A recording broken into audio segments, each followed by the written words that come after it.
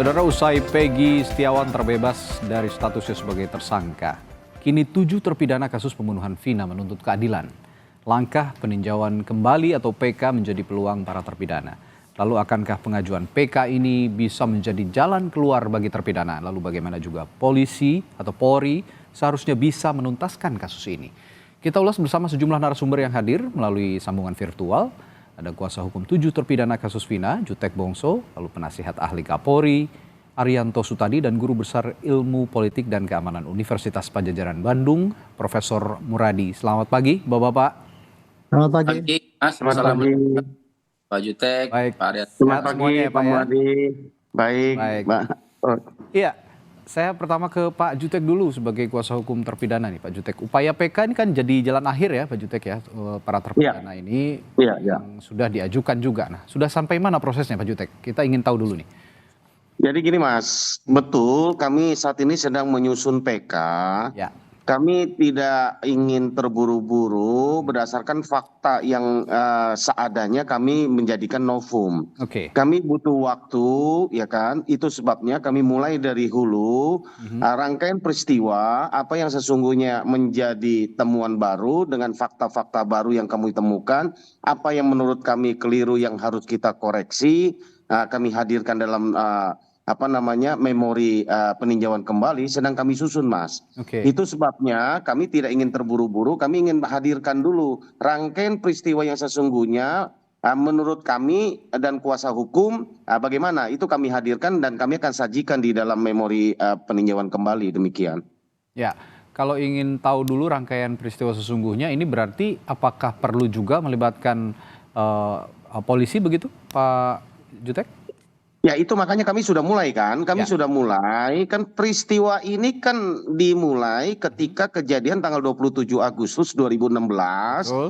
Ada kejadian kan yang ini saya sedikit ya dan secara cepat saya supaya kita nggak terputus. Ya. 27 Agustus itu kan bahwa rangkaian peristiwa itu adalah akibat kecelakaan yang diduga ya, kecelakaan tunggal. Kemudian 29 Agustus, ya kan 28 dimakamkan 29 Agustus, Aibtu Rudiana, ya kan, itu menyelidiki dengan datang ke Polsek dan sebagainya. Lalu tanggal 31 Agustus menurut pengakuan dari Aibtu Rudiana, dia datang ke lokasi TKP bertemu dengan Aib dan Dede. Itu rangkaian peristiwa itu dimulai dari situ. Ketika bertemu dengan Aib Dede, dia mendapatkan informasi betul malam itu ada kejadian bahwa kejar-kejaran motor dan apa semacamnya. Berdasarkan kesaksian Dede itu pukul 14, ya kan, menurut pengakuan Rudiana bahwa 2 jam kemudian sesudah dia tinggalkan nomor telepon, kalau berkumpul kembali di SMP 11, tolong hubungi. Ya kan, kemudian dihubungi Aibtu Rudiana 2 jam kemudian, ya kan, kemudian yang terjadi adalah bahwa Aibtu Rudiana dengan timnya datang menjemput para 8 ya yang ditangkap. Aldi dilepaskan karena tidak terbukti, 7-nya diproseskan, ya lanjut ya. Kemudian ada 1 Rivaldi. Berangkat dari kejadian itu, maka kami memproses dulu keterangan Aib dan Dede. Apakah betul, ya kan, kejadian itu malam itu ada? Kita uji, makanya kami sudah laporkan Aib dan Dede. Kemudian dalam kesaksiannya untuk bahan PK, keterangan malam itu kan para terpidana mengatakan tidak ada di lokasi kejadian, mereka ada di warung Bu Nining dan menginap di rumah Pak RT. Kita uji, Pak RT katakan tidak ada menginap malam itu di situ. Itu kan kesaksian-kesaksian krusial yang sedang kami uji, ya kan? Kemudian terkait dengan peran Aibtu Rudiana, ini kami lagi pelajari, kami lagi akan ambil langkah, ya kan? Apa yang kita akan lihat kan itu berangkat peristiwa inti itu kan dari situ gitu loh, Mas. Iya. Gitu. Oke, melibatkan polisi artinya juga peran Aibtu Rudiana yang seharusnya juga mendudukan perkara ini. Nah, apakah sudah ada komunikasi antara Anda sebagai kuasa hukum dengan Aibtu Rudiana? Gini Mas, kami tidak melibatkan institusi secara kepolisian. Aibtu Rudiana saat itu bertindak atas nama pribadi. Itu sebabnya dia membuat LP atas nama pribadi. Ya, karena kan? Sebagai ayah korban juga ya. Yang kami persoalkan nih Mas, yang kami persoalkan adalah bahwa Aibtu Rudiana ketika mendapatkan informasi dari Aib dan Dede, seharusnya dia membuat LP dan harusnya nih ya, dia sebagai warga negara terlepas di anggota polisi, tapi dia bukan anggota, bukan dari kewenangan, dia nggak ada sprindik dan lain. Harusnya dia melaporkan ini ke Reskrim, Reskrim malah yang melakukan penyidikan, entah mau penangkapan atau segala macam. Ini bukan peristiwa tertangkap tangan menurut kami, kan gitu kan, peristiwanya sudah 3 hari, tanggal 31, 4 hari bahkan, kan gitu kan, masuk ke 4 hari, gitu loh Mas. Gitu. Oke. Ya, yang dipersoalkan adalah harusnya jangan bertindak sendiri lah ya, begitu Ya, dilaporkan. apalagi menurut pengakuan terpidana mereka disiksa, dianiaya. Ini bukan salah institusi polisi menurut saya. Oke. Ya, ini oknum ya, gitu Mas, sekali lagi. Oke, baik. Gitu.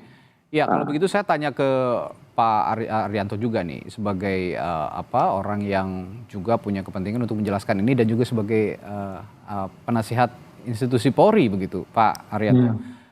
Bagaimana Anda melihat peran Ibtu Rudiana yang sudah dijelaskan oleh Pak Jutek tadi sebelumnya, dan apakah ini sudah sesuai prosedur yang dikatakan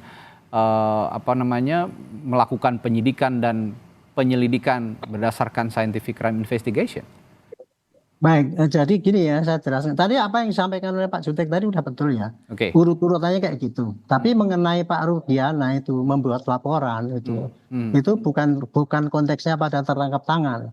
Tetapi gini ya, penyidikan yang dilakukan oleh Polri itu bisa diawali dengan adanya LP. Nah, LP itu ada 2 jenis. LP yang dibuat oleh anggota polisi yang menemui kejadian di lapangan ataupun melihat sesuatu di lapangan, itu kemudian dia laporkan sebagai temuan di lapangan bahwa ini perlu dibuat LP. Nah, LP yang kedua adalah LP yang disampaikan oleh masyarakat yang melihat kejadian, misalnya korban atau keluarga atau apa yang melaporkan pada polisi untuk dibikin LP.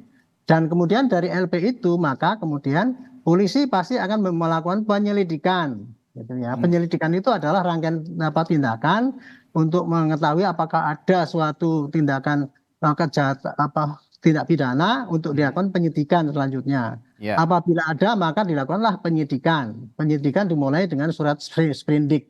Nah, yang terjadi yang di Cirebon tahun 2016 itu pertama kali kan Pak Rudiana itu sebagai anggota polisi mendapatkan penyerahan putranya yang katanya meninggal karena kecelakaan lalu lintas tunggal. Gitu kan? Itu yang pertama. Maka dia kemudian melihat ternyata lukanya kok patah di sini, remuk di sini, dan sebagainya. Sedangkan helmnya enggak, maka kan dia curiga, enggak terimalah dia itu kalau itu dianggap sebagai kecelakaan lalu lintas. Maka dia melakukan penyelidikan sendiri, gitu kan? Tanya, dapatlah AF itu informasi. Kemudian dia akan ke unit narkoba ya dengan 4 orang anggotanya itu nangkap. Kemudian itu tadi disampaikan oleh Pak Jutek tadi. Dan kemudian begitu ditangkap, kemudian melakukan pemeriksaan dan kabarnya juga pakai penganiayaan dan sebagainya. Tetapi kemudian setelah dari Pak Rudiana ini ditangkap 20 menit ya, ini hasil propam 20 menit kemudian diserahkan kepada Polresta Cirebon. Nah, kemudian penyidikan selanjutnya dilakukan oleh Polresta Cirebon. Jadi LP-nya dari LP model Pak Rudiana itu ya, LP yang dari anggota polisi yang melihat pendapat dan menerima sesuatu kejadian, kemudian sprindiknya ya pasti dari Polresta Cirebon. Nah, kemudian makanya dilanjutkanlah dengan pemanggilan yang pemeriksaan yang sesuai dengan KUHAP itu gitu. Dan Polresta Cirebon waktu itu kemudian diambil alih oleh Polda kabarnya gitu. Dan kemudian berkas itu akhirnya selesai. Dan selesai dan kemudian berkas itu dikirim ke jaksa, kebetulan diterima. Berarti secara teoritis itu secara formil maupun material itu sudah cukup untuk menjadikan bahan untuk penuntutan, dan kemudian berkas itu sudah diproses lagi di persidangan. Dan oleh persidangan sudah pakai proses persidangan yang betul, artinya dalam arti hakimnya juga bukan tunggal ya gitu ya. Tiga-tiganya tidak ada dissenting opinion menyatakan hukuman kepada para terdakwa itu. Jadi secara teoritis kalau dilihat itu prosesnya kayak gini nih, ini polisi penyidik sana di Cirebon itu sudah sesuai dengan apa yang diatur dalam KUHAP dan sudah dibuktikan bahwa penyidikan itu sudah betul gitu kan, karena hasilnya adalah diterima oleh hakim. Adapun sekarang kan jadi ribut karena munculnya film dan kemudian korban pada nggak terima kan ini para Oke. terdakwa yang ditangkap itu. Kemudian melakukan penyidikan ulang di lapangan gitu. Sejak semula saya mengatakan ya, kalau kasus kayak gini ini ya untuk mengkoreksi itu hanya pakai PK gitu. Oke. Itulah dalam PK yang ditempuh. Jangan kemudian cari tim pencari fakta, audit investigasi. Kalau secara teoritis itu audit investigasi yang dilakukan oleh penyidik itu tadi sudah benar. Makanya itu carilah nanti pencari fakta ataupun apa.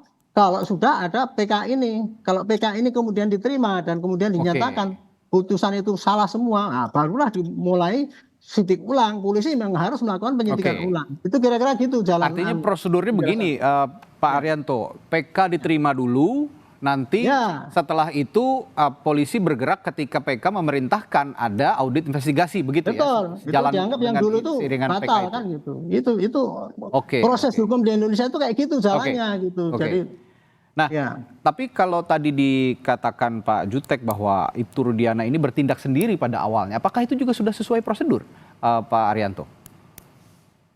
Tinggal bertindaknya.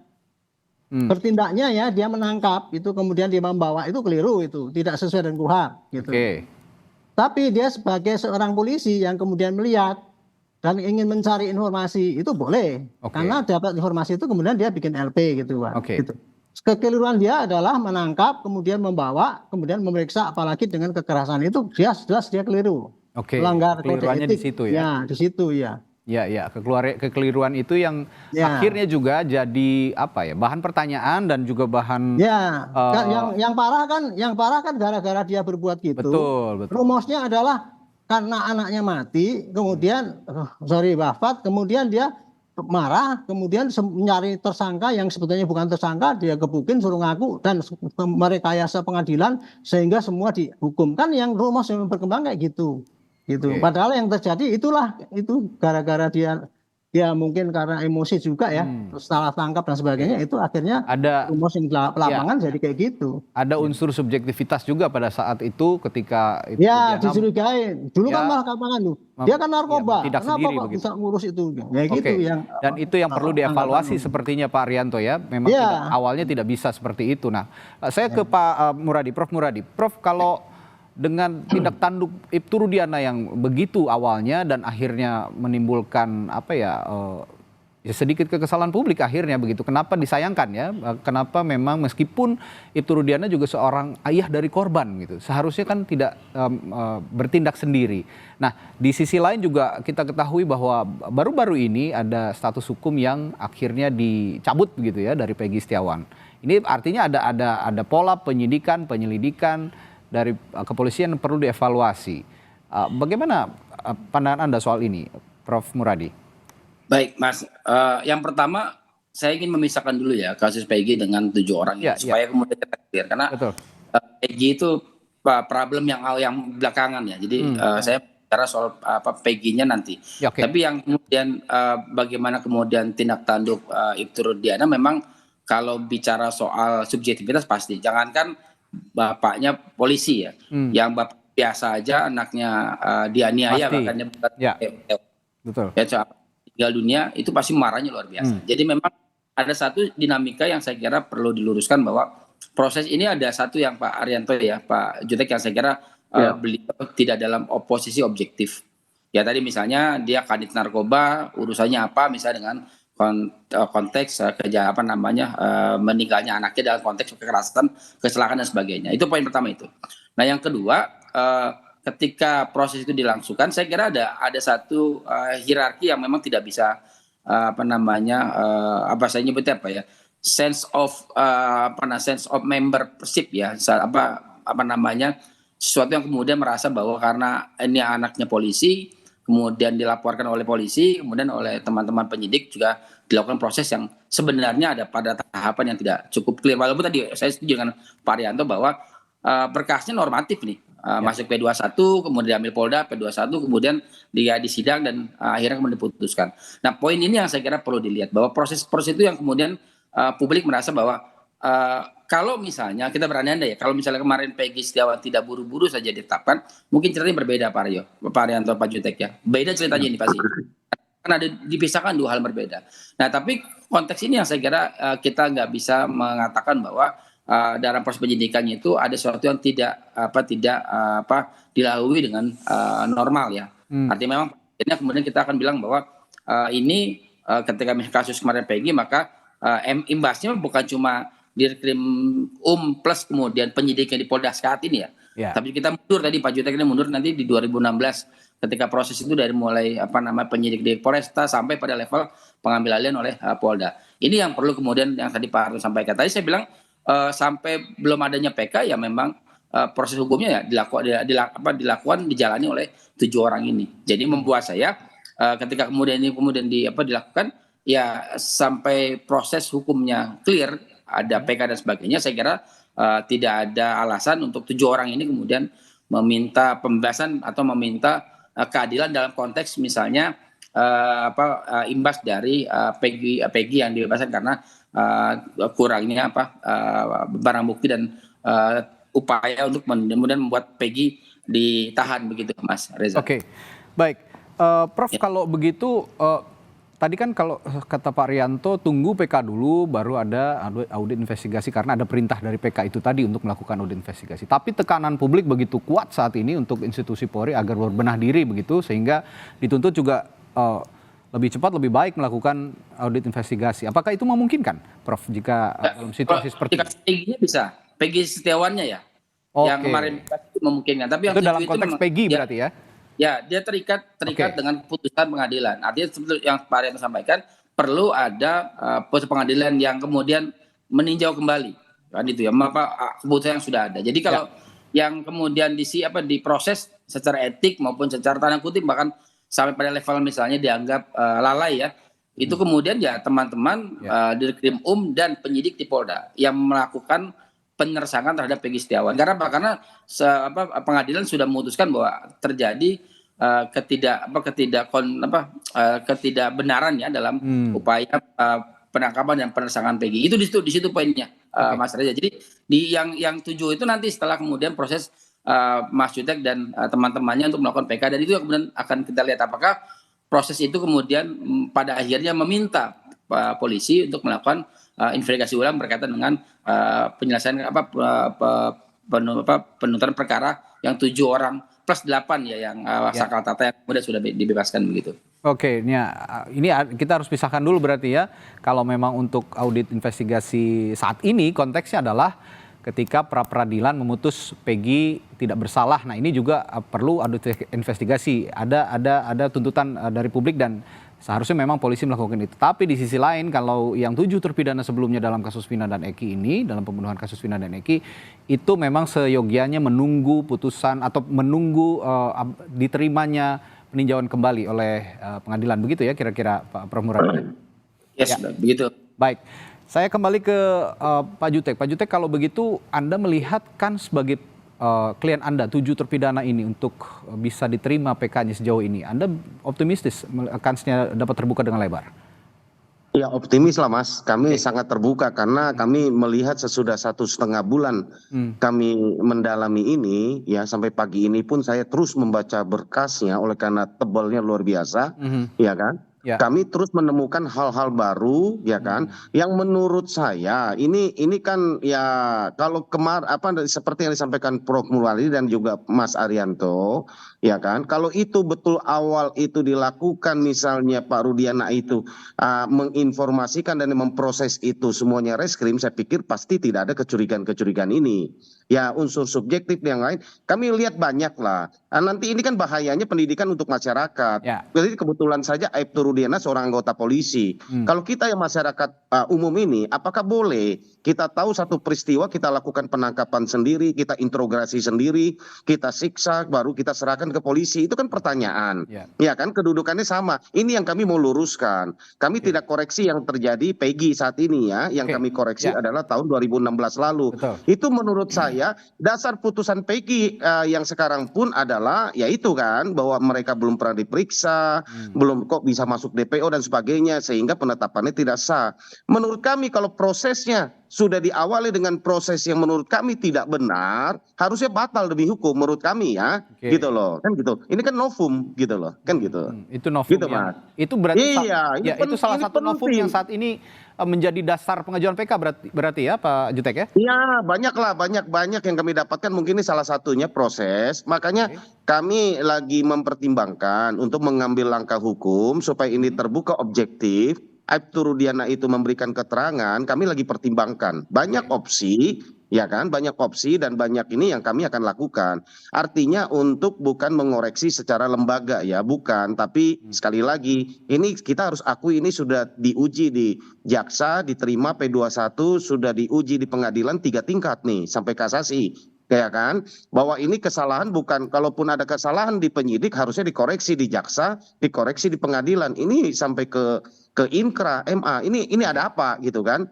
Bahkan prosesnya ini menurut kami janggal ya. Nah, dari BAP yang kami baca, dari pertimbangan hakim putusan 04 yang sedang saya baca sekarang, ya kan? Menurut saya banyak yang janggal. Ya, Mas Arianto tahu lah, Mas, yang ditangkap itu 8 orang. Bagaimana ditangkap itu jam 16, 18.30 di dalam petikan putusan dan di BAP, ya kan sudah diserahkan ke Polres. Ya kan, kami kan dengar dari versi klien kami pada 7 terpidana. Itu aja lah, makasih. Oke, Pak Arianto, Anda punya respons terhadap apa yang diutarakan Pak Jutek tadi bahwa ini benar-benar janggal sebenarnya dari awal itu sudah terlalu sangat obvious sekali, sangat jelas sekali. Bagaimana respons Anda, Pak Arianto? Ya, justru karena banyaknya kejanggalan yang diklaim oleh para kuasa hukum yang tersangka, kemudian siapapun saksi yang bermunculan belakang ini, justru itulah yang dulu itu saya menyarankan masukkan aja di dalam PK. Oke. Dasar-dasar untuk, jadi saya itu bukan keberatan, justru saya yang pertama kali dulu mengusulkan PK dulu. Oke. Iya, kepada di TV saya ngomong gitu ya. Oke. Kumpulkan semua kejanggalan-kejanggalan itu saya anggap sebagai suatu kekeliruan daripada hakim yang memutus. Kalau saya, pikiran saya dulu gitu, karena kejanggalan itu kenapa kok nggak terkuak di dalam persidangan itu. Kan persidangan itu kan sudah dari berkas perkara, kemudian dihadirkan semua saksi-saksi dan sebagainya.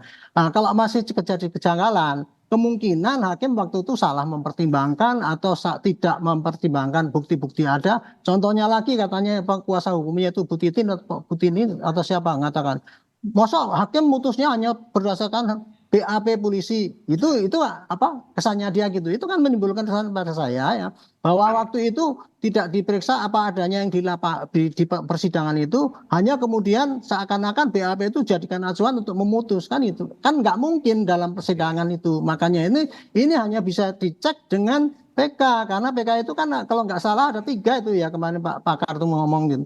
Mungkin menilai apakah hakim itu salah memutus karena tidak memperhatikan apa yang berkembang di dalam sidang, kemudian salah atau tidak mempertimbangkan apa yang disampaikan, dan ketika ada novum baru. Nah, ini temuan-temuan ini ya, saksi-saksi yang begini bertentangan dengan kenyataan di lapangan, itu menurut saya itu temuan baru. Kemudian itu tadi kuasa hukum yang mengatakan itu Pak Hakim kok cuma mengacu pada BA, itu kan suatu gejala ya, seakan-akan hakim tidak mempertimbangkan apa yang berlaku kesaksian yang dalam sidang. Itu kira-kira gitu Pak. Jadi bagus adanya PK ini, saya berdoa mudah-mudahan cepat di sidang dan bisa jelas apakah dulu itu memang polisi itu dianggap memang tidak benar, gitu kan. Karena saya gini Pak, dengan scientific crime investigation, saya juga membantah waktu itu.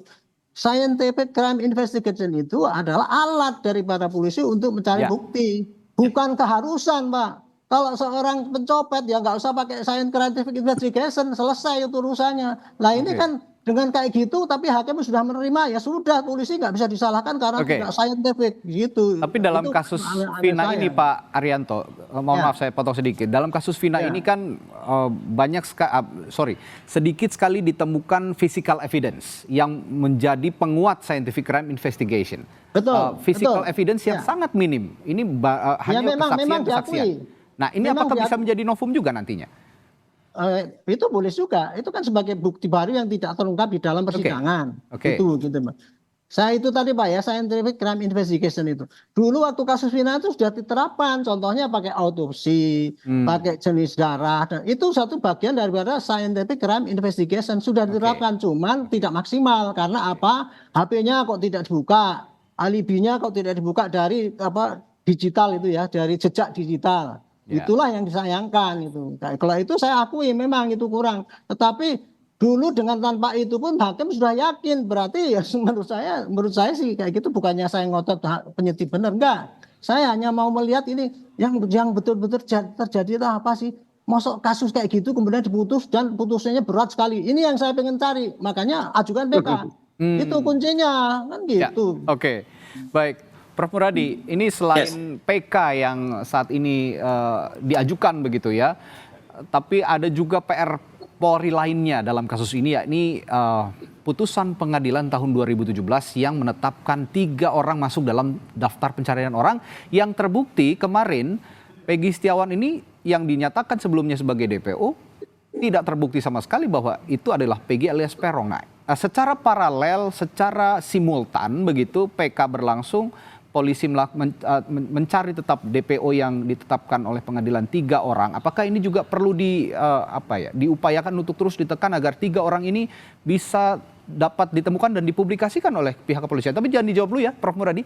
Setelah jeda akan dijawab oleh Prof. Muradi di Sapa Indonesia Pagi. Tetaplah bersama kami.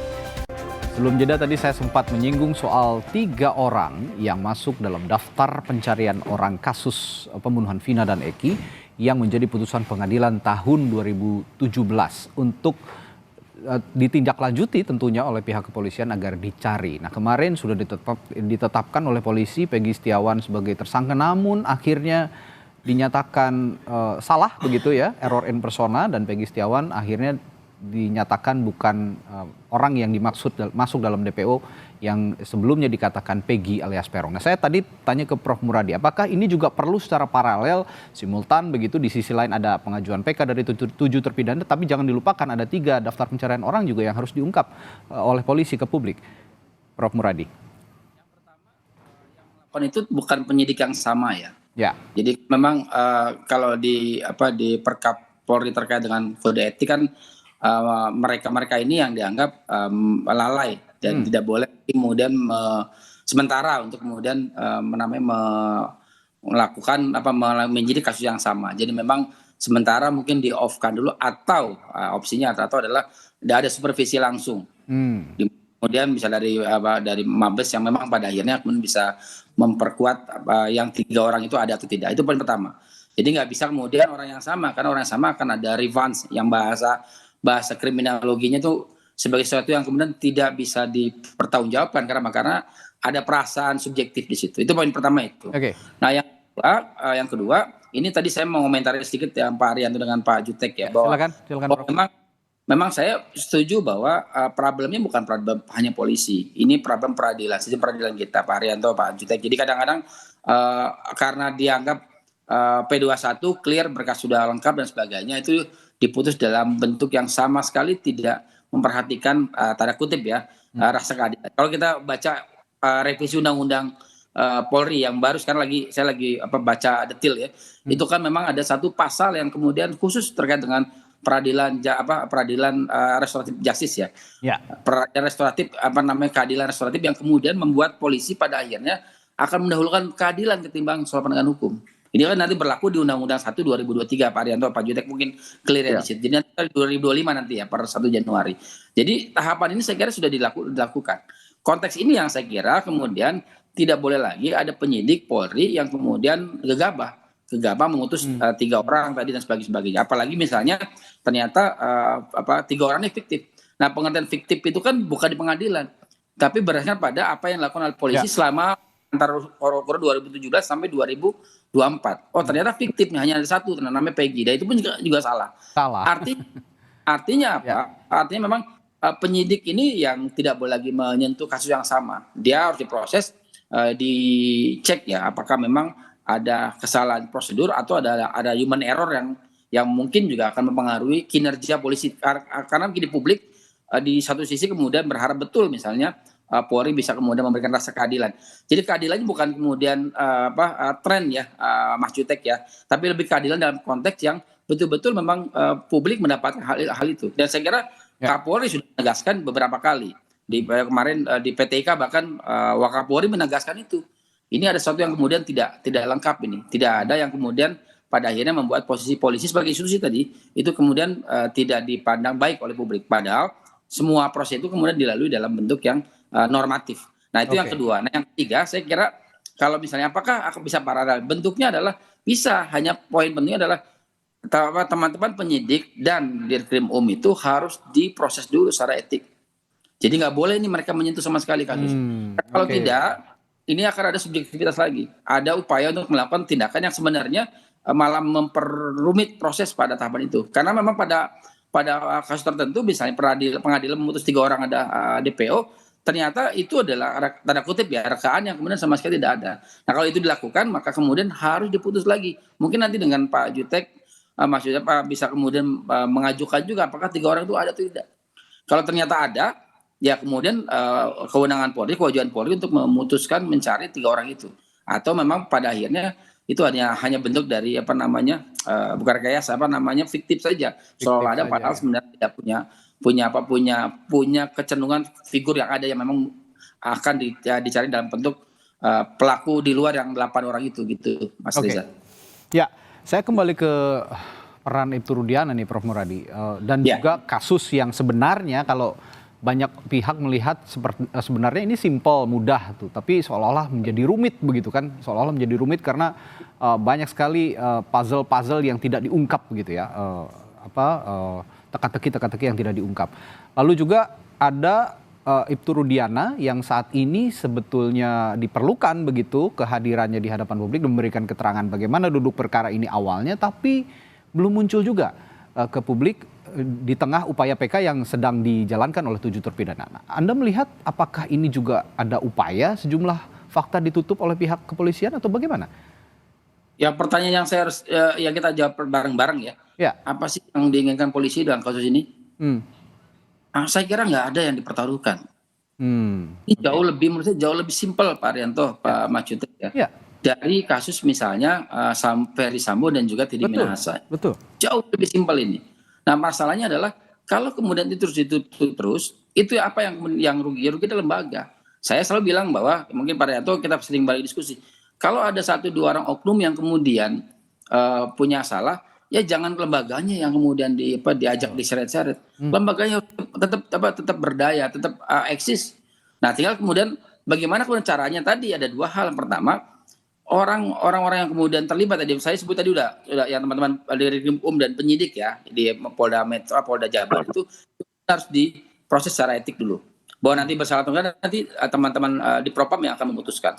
Yang kedua, kalaupun ada proses penyidikan baru, maka kemudian itu ada orang baru. Dan atau misalnya ada supervisi langsung dari Mabes Polri. Nah, yang ketiga, saya kira poin penting yang kemudian dilakukan adalah yang memang pada akhirnya dihadirkan Ibtu Rudiana ini untuk kemudian bersama-sama mendudukkan. Kalau ternyata memang ada salah di Ibtu Rudiana dan kemudian beberapa oknum lainnya, itu saja yang dilokalisir. Itu yang kemudian kita proses. Karena jangan sampai lembaganya malah kemudian terseret dalam situasi yang sebenarnya kasusnya simpel, bukan kasus yang besar yang memang membuat orang kemudian pada akhirnya heboh sedunia ini kan, se-Indonesia kan gara-gara film, gara-gara kemudian ternyata ada mekanisme yang tidak dilalui dengan baik. Ya, ini sangat sederhana sebenarnya kasusnya. Saya sepakat dibandingkan kasus Ferdy Sambo misalnya ini sangat simpel sebenarnya untuk diselesaikan. Nah, mengacu dari pernyataan atau keterangan dari Prof. Muradi tadi saya kembali ke Pak Jutek. Pak Jutek, kalau melihat kasus ini sesederhana itu kalau tadi Prof. Muradi bilang gitu ya, dan yang dipertaruhkan lembaga polisi kalau memang tidak mau mengungkap oknum begitu. Nah, Anda melihat posisi seperti ini, itu Rudiana yang belum juga muncul ke publik, apakah juga Anda melihat ada fakta yang saat ini sejauh ini disembunyikan oleh pihak kepolisian? Saya setuju ya Mas, bahwa apa yang disampaikan oleh Prof. Muradi ya, bahwa ini jangan kesalahan satu oknum, 2 oknum, ini lembaga dikorbankan. Institusi, ya. Ya, menghancurkan institusi. Ini kami tidak melihat arah sana. Ini sampai ke pengadilan pun tadi sudah berulang-ulang saya katakan. Ini kita koreksi bersama-sama, ya kan? Ada yang menurut kami ada yang perlu kita sama-sama perbaiki. Ini yang saya mau sampaikan Mas, bahwa menyangkut yang 3 DPO dan peran Rudiana, ya menurut kami sesudah kami masuk ke dalam ya, lalu kami mendapatkan informasi versi versi dari klien kami, versi kami baca dan juga kami dengar, sampai kapanpun menurut saya DPO itu nggak akan ada, ya kan? Ya. Kenapa saya sampaikan? Karena itu kan ya yang diperiksa menurut di dalam pengakuan Rudiana itu kan hanya Sudirman sama Jaya, ya kan? Di dalam keterangan yang kami dapat, semua 11 tersangka itu adalah hasil karangan dari Sudirman, ya kan? Hasil karangan dari Sudirman dia sebut satu demi satu. Siapa itu Sudirman? Sudirman itu adalah yang tamat SD 17 tahun. Yang IQ-nya sudah dites di bawah 4, ya kan? Dan ini menurut kami itu berulang-ulang di persidangan pun sudah diajukan untuk dilakukan tes kejiwaan, tes kemampuan. Apakah dia mampu cakap di dalam melakukan perbuatan hukum, kan gitu. Dia sebut nih karena akibat ada tekanan psikis dan juga fisik saat itu, kan gitu kan. Dia sebutlah nama-nama yang ada di otak dia menurut pengakuan para terpidana. Terseretlah semua ini orang, kan gitu kan. Itu sebabnya belakangan dari 3 yang DPO itu polisi mencari-cari, maka keluarlah sketsa bukan foto, karena bingung siapa itu Dani, siapa itu Andi, siapa itu Peggy, Perong, bingung gitu kan. Gitu loh. Ini menurut kami ya, menurut kami ini yang kami sampaikan fakta, ya kan, bahwa ini semua kami akan uji, ya kan. Jadi sampai kapanpun menurut kami ya, coba aja lihat DPO yang dikeluarkan kan sketsa oleh teman-teman polisi, kan gitu kan, bukan foto, ya kan. Dan belakangan dicabut semua keterangan itu oleh para saksi, alasannya tidak jelas, makanya dua DPO itu dinyatakan fiktif. Kalau fiktif kembali lagi, ini dugaan 340 bersama-sama. Pertanyaan kami yang pertama 340, kapan mereka merencanakannya, di mana, itu aja belum terjawab karena ada saling tidak kenal. Yang kedua, ya kan, yang kedua nih yang paling penting ya, kalau ini ada yang dinyatakan fiktif, DPO-nya belum ketangkap, ini uraian bersama-samanya jadi kami pertanyakan juga, karena ada peran Dani, ada peran Andi, ada peran Peggy Perong yang dikatakan menusuk pakai samurai panjang, samurai pendek, samurai yang dimodifikasi, ya kan. Ini semua kami pertanyakan. Dalam fakta persidangan dihadirkan itu bukan samurai. Menurut klien kami yang dihadirkan itu ada mandau. Apakah mandau dengan samurai panjang itu sama? Mandau itu kan sepanjangnya gimana kita tahu. Ini semua kita akan urai lah. Kita akan urai karena ini ada di fakta persidangan ya. Gitu loh. Banyak sekali gitu keterangan kan yang gitu. tidak Ya, berkesesuaian. banyak keterangan yang menurut kami perlulah kita dalami bersama-sama, ya kan? Gitu loh. Ya, makasih Mas. Kembali ke upaya PK nih Pak Jutek. Polri kan menyebut para terpidana sudah ajukan gerasi ya kabarnya ke Presiden dan ditolak. Apakah betul itu, Pak Jutek? Betul. Itu 2019, 2020 ya diajukan, ditolak 2020, betul ya. Bahwa itu pertimbangan sudah saya sampaikan bahwa para terpidana itu mungkin karena ada rasa kasihan ya atau simpati dari petugas lapas saat itu berinisiatif menyampaikan kepada mereka, ini menurut pengakuan terpidana ya kepada kami ya, kami konfirm.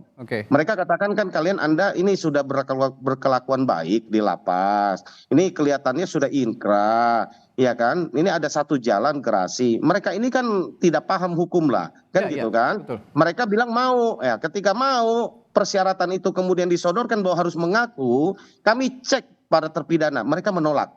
Mereka bilang enggak, kalau mau mengakui kami nggak mau. Kan gitu kan, entah gimana ternyata persyaratan itu masuk bahwa mereka mengakui perbuatannya. Katakanlah iya mereka terpaksa atau apa, menurut saya itu juga tidak menghalangi ya untuk kami lakukan PK. Sebentar, karena Pak Jutek, ketidakberdayaan mereka saat mengajukan gerasi mungkin menjadi alasan nanti kan gitu. Mohon maaf, sebelumnya menolak ketika diminta mengaku berbuat seperti itu, tapi tiba-tiba di kemudian hari ada pernyataan itu. Bagaimana itu bisa muncul tiba-tiba? Ya, saya justru itu yang kami lagi telusuri. Mereka menolaknya bukan hanya saat itu loh. Di dalam seluruh petikan putusan itu juga mereka kesimpulannya tetap menolak. Dan bahkan dalam baru-baru ini mereka semua kembali menyatakan bahwa apa yang dinyatakan dalam BAP itu tidak betul. Kan gitu kan, saat tahun 2016 ya. Kan gitu kan. Artinya sampai saat ini para klien kami itu, terpidana itu konsisten dengan pernyataan mereka bahwa mereka tidak melakukan seperti yang dilakukan. Kan gitu. Ya kan. Apakah ini juga nanti kalau memang mereka menolak tapi tiba-tiba ada surat pernyataan yang menyatakan bahwa mereka mengaku berbuat seperti itu, apakah ini nanti jadi satu hal yang memberatkan juga untuk mengajukan PK? Ya enggak lah Mas, kan kami bisa uraikan Oke. bahwa ini kan mungkin ketidaktahuan mereka dan apa semacam Ini kami bisa didampingi terus uraikan. artinya ya berarti ya? Iya, kami dampingi, Oke. kami lagi cek juga Oke. mana proses PK-nya kan kami belum dapat nih. Kami akan coba cek dulu Oke. apakah asli tanda tangannya betul mereka. Kami kan akan confirm nanti kan gitu. Oke. Ya, gitu. Ini yang perlu dipastikan supaya upaya PK jangan sampai terhambat dengan adanya Oh, enggak. fakta-fakta Kan seperti tadi begitu. novum kan banyak Disayangkan Mas. juga. Kami temukan itu puluh novum ya. Oke. Jadi Banyak sekali ya. menurut kami ini hal yang tidak prinsip lah menurut Oke. kami ya. Walaupun nggak ada aturan bahwa orang sudah gerasi minta gerasi lalu tidak boleh PK ya. Itu di dalam jurisprudensi juga ada kok. Betul, Cari betul. aja di Google itu banyak kok ya kan gitu kan ada lah bukan Memang banyak ya ada ya. diperbolehkan, betul. Gitu. Ya, diperbolehkan dan tidak ada larangan sebenarnya kan gitu kan. Ya kita uji lah namanya juga kita mohon kan Ya. gitu loh. Nah, Ya, kan, puluhan gitu. novum ini yang kemudian jadi penguat nanti ya para terpidana ini. Betul. Kan bisa ironis mengajukan buat PK. kami ingin menegakkan keadilan, Mas. Ya, bahwa betul-betul ironis kalau mereka ini mendekam seumur hidup ya, itu artinya akan sampai mati di penjara mereka menjalani pidana ini kalau tidak kita bantu kalau betul bukan perbuatan mereka, di mana kemanusiaan kita?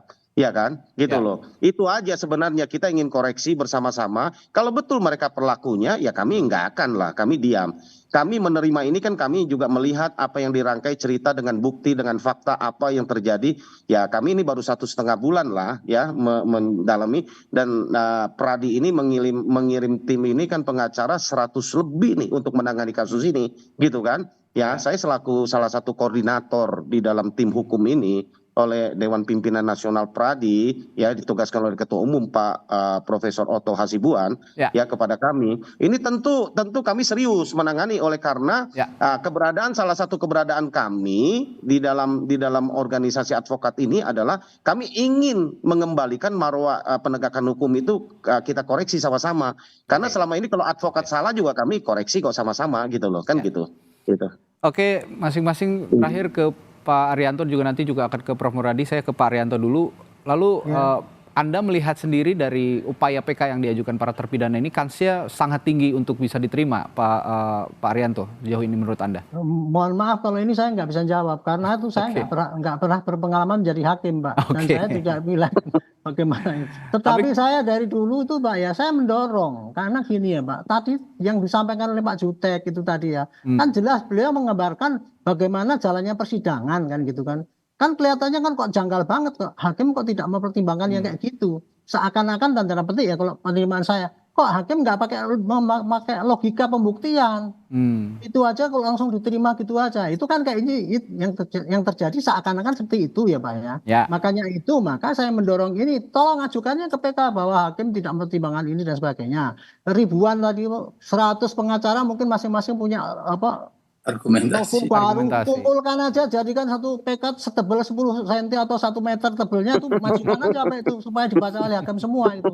Saya ini cuma pengen gitu aja Pak. Nah kemudian ini beralih kepada penafsiran Pak. Pak Rudi itu ya diakui salah apa tidak. Kalau bagi saya Pak Rudi itu salah apabila nanti ternyata PK-nya itu tidak diterima barulah itu salah dan kemudian dia perlu dilakukan kode etik lah kalau perlu dipecat dan sebagainya karena dia salahnya besar gitu. Tapi sekarang kan belum gitu. Makanya ini tunggu PK-nya diterima dulu kepada ya. itu PK-nya diterima baru kita bisa melakukan audit investigasi. DPO itu tadi 3 orang itu kan dibilang fiktif gitu Pak. Itu kan tapi putusan itu kan putusan masih inkrah dan sekarang belum dibatalkan. Ya kita mesti tetap mengacu kepada itu kan. Itulah intinya gitu Pak. Jadi PK ini saya senang Pak karena menuju kepada kecerahan. Enggak debat-debat di sini masing-masing menafsirkan sendiri sehingga rakyat jadi bingung. Mudah-mudahan cepat selesai Pak dan entah diterima entah tidak. Nanti tolong masyarakat juga bisa melihat segitulah mutu daripada peradilan kita di Indonesia di mata masyarakat saya kira itu Pak. Gitu. Ya, yang penting berproses dulu PK-nya nanti. Ya secara proses hukum. Ya pembuktian yang terang benderang akan terlihat setelah PK diterima dan proses etik juga bisa secara paralel dilakukan terhadap oknum-oknum yang diduga melakukan kesalahan prosedur dalam kasus pembunuhan Vina dan Eki begitu kira-kira.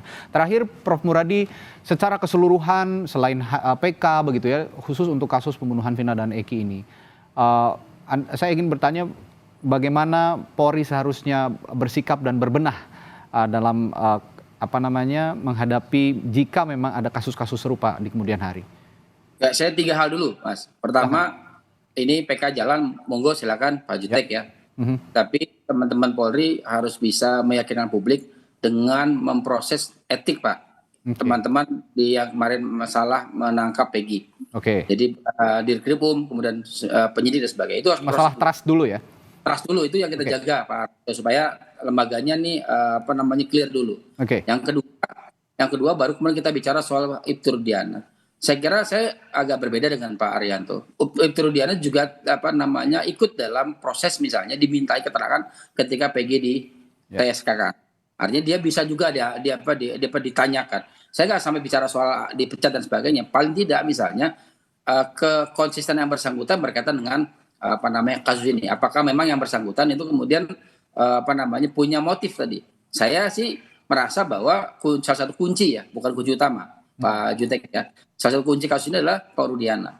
Nah, yang ketiga baru kita bicara soal bagaimana kemudian PK, kemudian proses hukum yang ini, peradilan bukan cuma polisi, Pak Jutek, tapi juga ada kejaksaan dan juga para pengadilan. Nah, 3 tahapan ini yang saya kira akan diproses ketika PK itu ada. Jadi yang akan kena bukan hanya yang akan imbasnya secara ini bukan hanya polisi, tapi juga kejaksaan dan juga pengadilan.